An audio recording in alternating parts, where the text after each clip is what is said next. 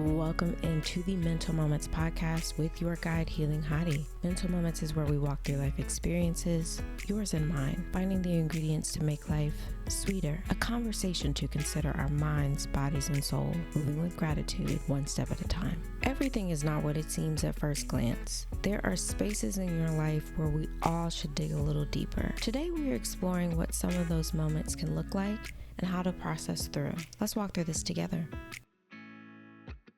Welcome in.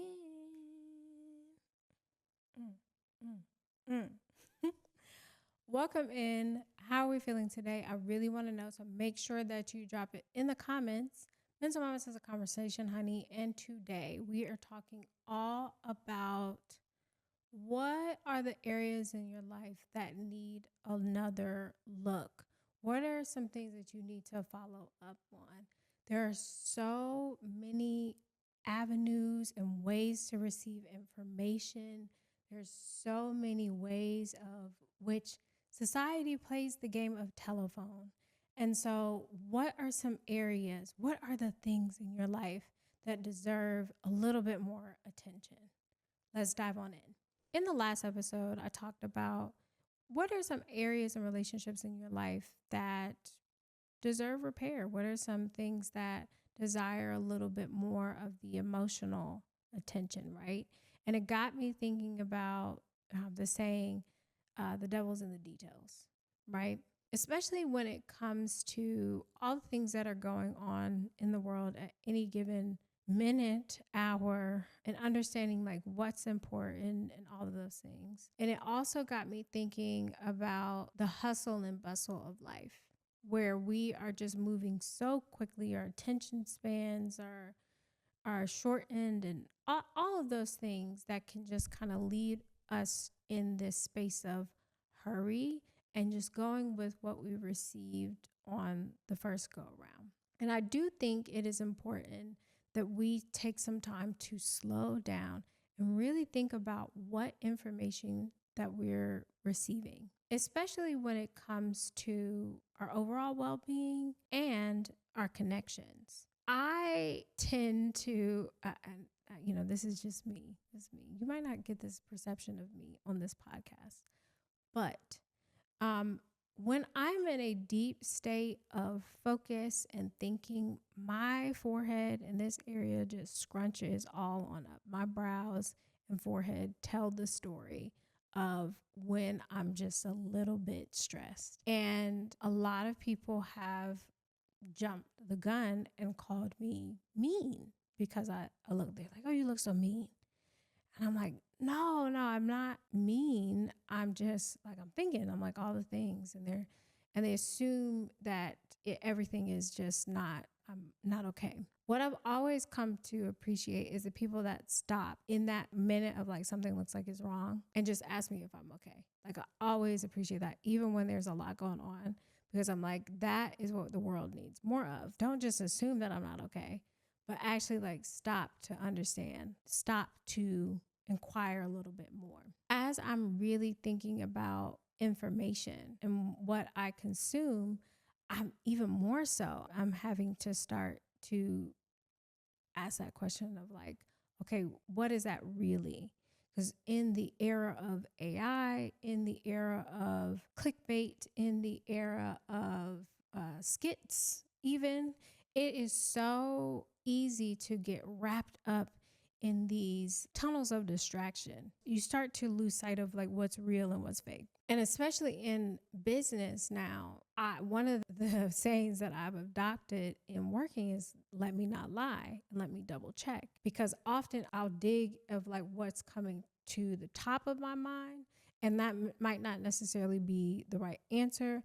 That might not necessarily be a full answer that I could give if I would just take the time to do a little bit of due diligence. Even as we think about the topic of the last episode where things went wrong, I encourage us all to take a moment to talk about what's happened. And so this is going to be a working episode, so I want us to like kind of work through this together. In the event space, and you're dealing with all of these people that are coming in and experiencing, and you kind of tee things up to work a certain way, something always goes wrong or unexpected. It just happens. And if you don't have that kind of context going into the event space, you're setting yourself up for failure. And so that's like the first layer. And not like, oh my gosh, what's going to go wrong? But just like something's just not going to flow as you expected it to. And that's okay. But that wasn't always my perspective. Now, at this particular event, we had like private tables that people could sit at for a fee. When this person checked in, they were very adamant, like, I have this table, I paid for this table, here's my receipt, I'm showing that I did it, blah, blah, blah. Now, the first thing that I could have gone to is, hey, we messed up. Before I do that, and I encourage you, when there's something that has gone wrong in a situation or it didn't land well, a lot of times where we are in society, just as human beings, we go to blame somebody. Like, so who messed up? So that's number one. In this particular situation, I go back to the information that I have access to, or I go look for what information do I have access to. A lot of times we go to blame immediately. The very next thing that we do, we just go with what we have in that situation. Don't dig any further. And in the event realm, that you can never do that. Like, you can never just be like, oh, they said this did not go right, and this is what it is, and we're gonna just move forward. So now, fast forward, I'm like, okay, well, let me just go look at the table chart and see what happened and all these things. So I go and I look and I don't see her name. Now, this is where I made the first mistake. I communicated it outwardly to the team with the intention that we messed up. And this was an internal conversation, but I communicated as like, hey, it looks like we did not accommodate this person with a table. What are we going to do? That was the first mistake. Even though I didn't seek to blame and I looked for the information first, I still communicated with a guilty party in mind.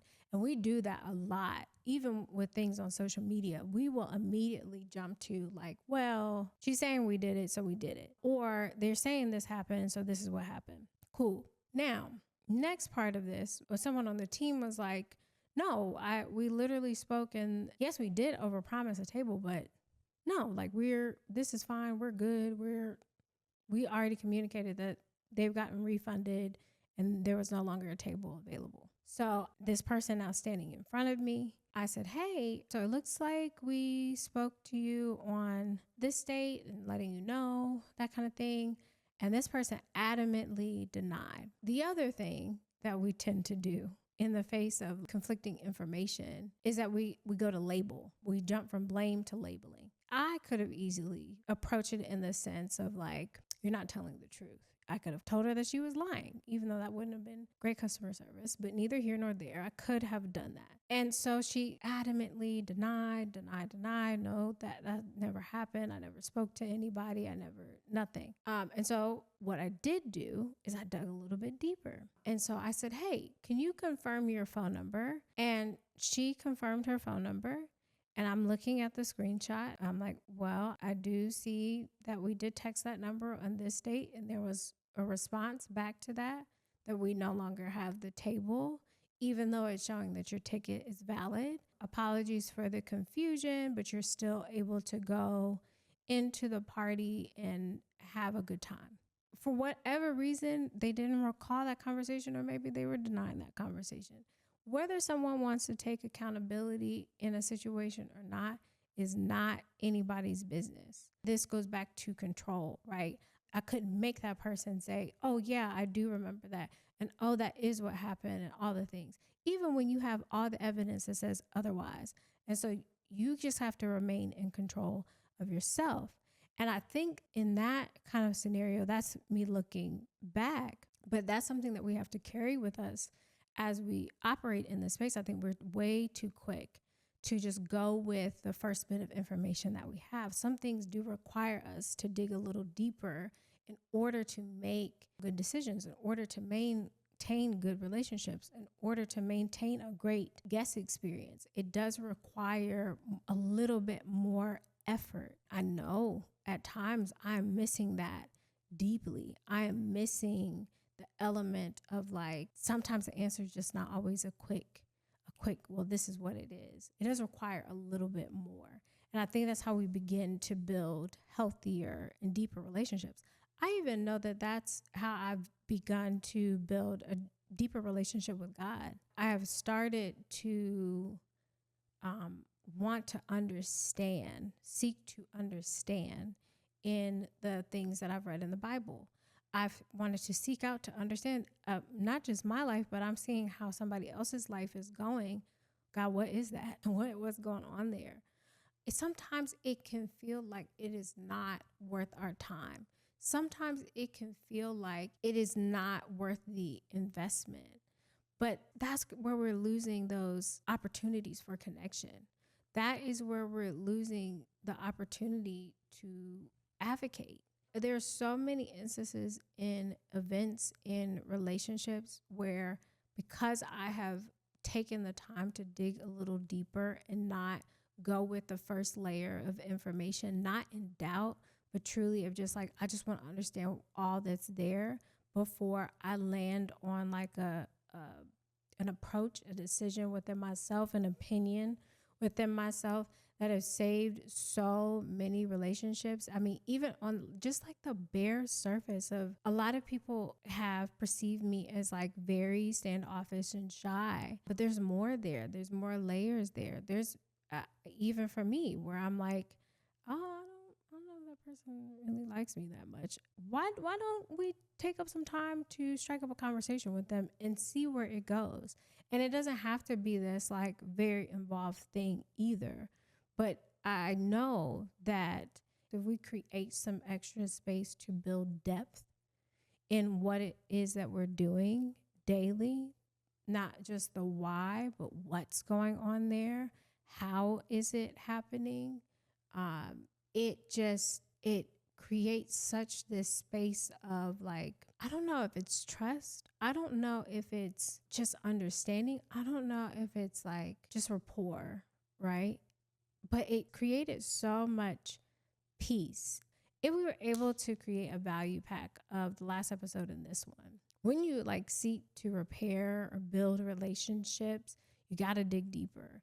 You have to allow for things to build. You have to allow for yourself to be wrong. You have to allow for like, I dug a little deeper and it's still not great. And that's okay. You know, there are some people who, if we could get into conversations about spiritually, of where you just feel you're like, nope, and I don't need to dig any deeper. And and I think there are moments for that too, right? If you see that a stove is on and hot, you don't need to stick your hand on there to find out. But I do think that there are many more spaces where we need to dig deeper in order to have that firm grounding, and like you can build a life that you're proud of because you have the ability to build these relationships and show up in these situations that you know nothing about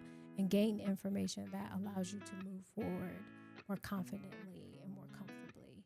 But it really does require you to do your due diligence. Remember, this is a conversation, so make sure that you follow us on Instagram at Mental Moments and Healing Hottie so we can keep this conversation going. I pray what took me 12 steps takes you 3. Keep building a life you will be proud of, no matter how long it takes. Until next time.